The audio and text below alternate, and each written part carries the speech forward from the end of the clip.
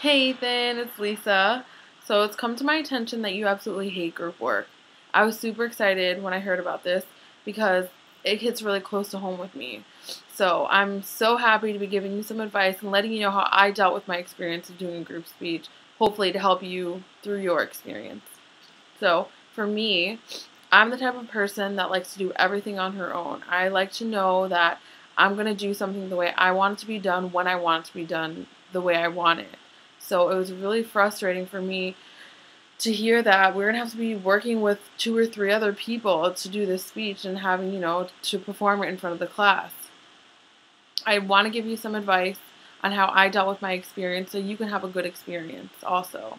So I think going into your group speech, it's really important to be open-minded.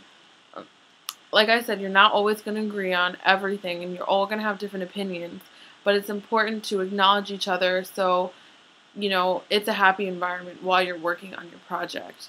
It's really important for everyone to be equally contributing to the speech so it's not more one person's ideas than the other couple people. And group speeches are really important and I think correlate to the rest of your life.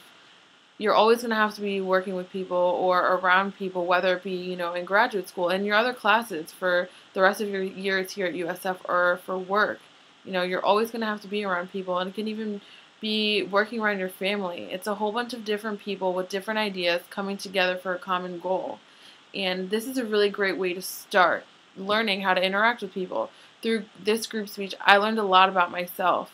You may learn that you're the more creative one that likes to deal with the idea of the presentations and how you're going to interact with the audience, or if you're the more meticulous one that likes to deal with the grammar, or the more dominant personality that wants to do the most speaking. There's always something you can learn about yourself that you didn't know about before.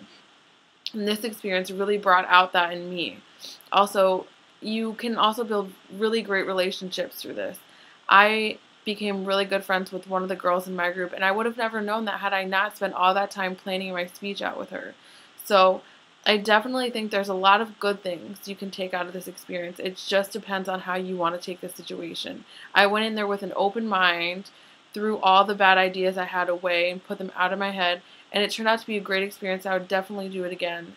And I definitely would recommend this group speech to anyone. So I really hope this helped, and I hope that your experience was just as great as mine.